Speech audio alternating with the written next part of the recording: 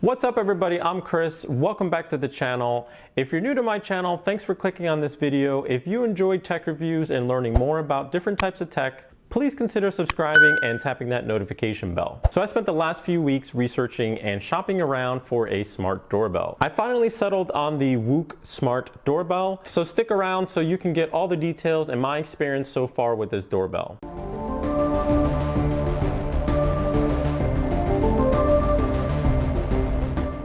Now there was three main criteria I was looking for in a smart doorbell. So the first is local storage. I didn't want to get suckered into paying some monthly subscription plan to save video footage from the doorbell. We know a lot of other companies do force this upon their users.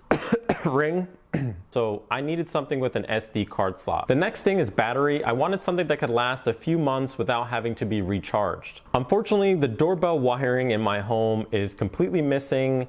I have no idea where it is or what happened to it or what the previous owners did. For now, I needed something to run off battery only. Lastly, I wanted it to be responsive. That's one of the biggest complaints you see with smart doorbells is the delay by the time somebody pushes the button and you get that notification on your phone or any other smart device. There's usually a significant delay and that's not something I really wanted. I purchased the WUUK smart doorbell on Amazon for $79.99. It went on sale and had like a $10 coupon. And that price is really cheap when you compare it to some of those other smart doorbells like Ring, which can cost over $200. This is a fairly new company and they just started selling these smart doorbells a few months ago, and they originally started as a Kickstarter program. In the box, you'll get the smart doorbell, a chime base station, which also acts as a Wi-Fi amplifier and local storage, mounting bracket, hardware, doorbell wiring instructions, and little stickers. I'm gonna be straight up with you, this is one big ass doorbell. It's not small or minimal in any way, and if you have limited space on your front door, you might have some issues mounting it. But also keep in mind, this has a pretty large built-in battery. This smart doorbell has some promising features, and here is a chart from their website giving you a snapshot in comparison over the competitors, claiming how they're superior. So let's quickly run through some of the specs. This is a HDR camera with a 162-degree ultra-wide field of view at a 1:1 aspect ratio, 1536 by 1536 camera resolution, 1080p HD real-time two-way video call on your smartphone, 0.35-second camera wake-up time, IR night vision with 16 feet of range, passive IR, which can detect body heat from humans, motion and facial recognition, a built-in 6,700 milliamp battery, or could be connected using existing doorbell wiring with 8 to 24 volts, a weatherproof design with IP65 rating, and be able to operate at temperatures between -20 Celsius to 50 Celsius. Only works with 2.4 gigahertz, micro SD card storage with a max of 64 gigabytes. Compatible with both Android and iOS. Compatible, but with some limitations, and we'll talk about that later. They also offer free 48 hours rolling cloud storage. One of the main selling points is up to 6 months of battery life, but that's really going to be dependent on the weather, the settings you choose, and real usage. The installation was quick and simple, especially in my setup. I didn't have to fiddle around with any kind of wiring. All I had to do was screw down the mounting plate and then slide in the smart doorbell. You also have the option to use the 3M adhesive tape to stick it on any location that you want. You can easily remove the doorbell from underneath by pushing in a little pin or SIM tool, which will basically release it and then you pull it right up from the bracket. It took less than 10 minutes to get everything all set up and connected and ready to use. Now I recommend before you touch the mounting bracket and mount the doorbell in the location you want to first charge up the doorbell 100%, install the app, and go through the entire setup process while you have the doorbell in your hand. The steps on the app are very quick and simple. You'll need to create an account, get it connected to your Wi-Fi, and then scan a little QR code. And then once you see video footage on the doorbell, you're pretty much set to go. Now, once you have everything set up and connected, go back into the app and run any firmware updates that are available. All right, so right now my son's gonna go outside and press the doorbell button, and we're gonna test the video and audio quality is gonna sound like. All right, so getting all the chimes going on here. Press answering the call, and there he is.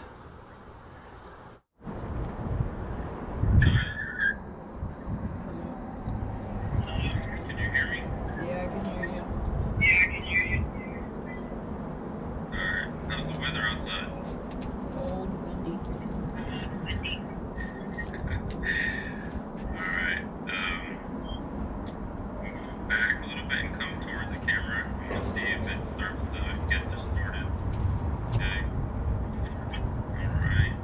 So the two-way video calling works just fine. Each person on both ends can hear each other, and the video quality is so-so. It's nothing spectacular, but it gets the job done. But I did have some issues with the HD enabled, and I'll talk about that in a little bit. The night vision seems to work and automatically kicks on once it detects some low light conditions. All right, so now we're outside and I'm gonna walk up to the doorbell and make sure it does detect me as a human, and we should get the motion notification, and we're gonna test to make sure that everything is working and functioning on the doorbell. So let's go. All right, I'm approaching the doorbell now. It's a little windy, I'm sorry, but now we should get the notification.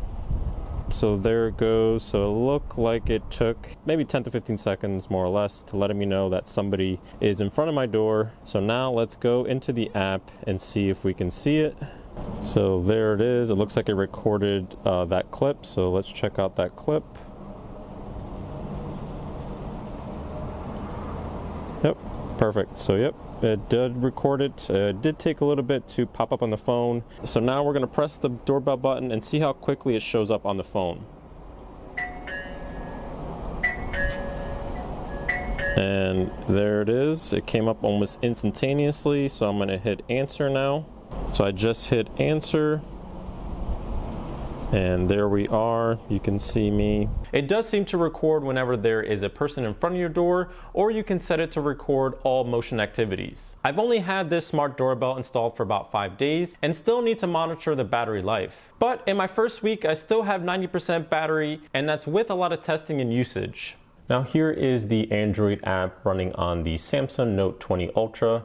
And the app itself is fairly easy to use and navigate, so I'm just going to walk through some of the different features and what the app can do. So this is the home page kind of dashboard where you'll be able to go right to the live view. You'll also be able to see the events and then your account. Now to go to the live view, all you have to do is just press on that little play button, and it takes a few seconds to load up, and then there you go. This is showing the live feed of the camera on my front door. And then here on the bottom, you have different functions here. You can hit the record to obviously record what the camera is viewing. You have a snapshot, and then this is the speak button, so you can speak to whoever is on the other end of the doorbell. And a reply feature, so you can easily send different customized notifications directly to the doorbell. And let's try one out. Hi there. You can just leave it. Thanks. And tone is basically a voice changer, so whenever you're speaking to the other person at the smart doorbell, you can have your voice change to any of these preset tones, so this way you can mask your voice. I think this is a really cool feature that all smart doorbells should have. Here you have some status icons letting you know the doorbell's connected, the battery level. This will take you to events, and then here is the settings button of the doorbell. And we'll go into the settings here quickly to show you some of the different things you can change. Starting at the top, you can change the name of the doorbell. Here on the SD card size, it gives you a little bit of information as far as how much space is available, and you can quickly format it by pressing it. Here under motion, this is where you're going to be able to set your motion settings. You can set the sensitivity level, the detection type. You can do human, smart alert, or all motions. I have it set to smart alert, and all activities will turn on the camera, but will only record and notify me of human activities. Here on the notification, you can enable the type of notifications that you want to receive.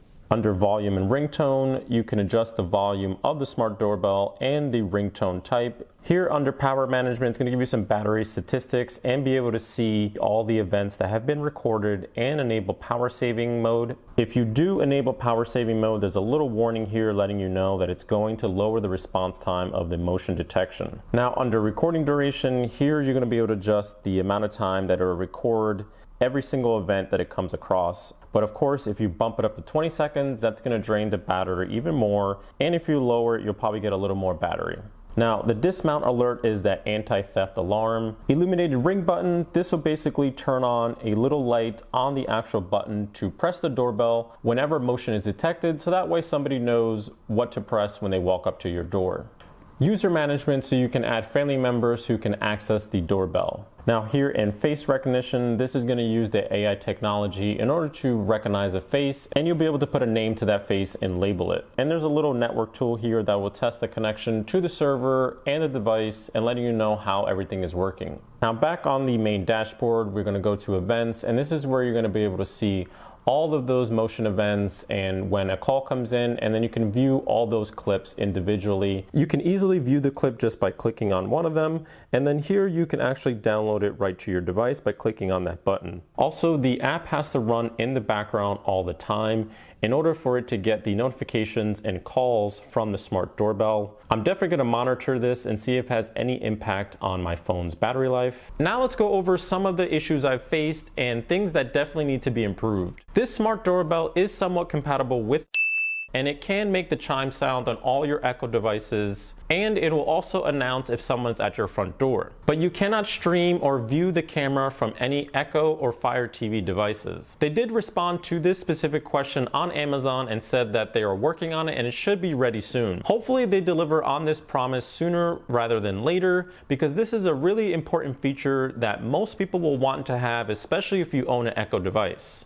Now, one of the major issues I faced was with the HD video. Sometimes it would work just fine, and other times after 10-15 seconds, it would become very pixelated, distorted, or just completely freeze up entirely. Unfortunately, I had to turn off HD in order to avoid running into this problem. Their help section recommended moving the base chime station as close as possible to the doorbell to have the best signal possible. I did move it as close as physically as possible to the doorbell, so I'll have to monitor and see if this issue persists. I'm definitely worried if this issue continues and I can't enable HD. If you wanted to place that chime in another room that was farther away from the doorbell, I'm afraid I don't see how that could be possible. It seems like the chime station needs to be in a very close vicinity to work properly. I also had some issues with the night vision. It seems like in my case, the night vision will only kick on for a certain period of time. There's a pretty bright street light directly in front of my home, so that could have been messing with the sensor. And then once it detects a light source, which in my case is the street light, it'll automatically switch it off. There's no settings to adjust the night vision or low light sensitivity, so hopefully that's something they can address in a future update. The app is a little bit finicky at times, at least on the Android version that I was testing. Sometimes I would get stuck on a screen, or the main dashboard buttons at the bottom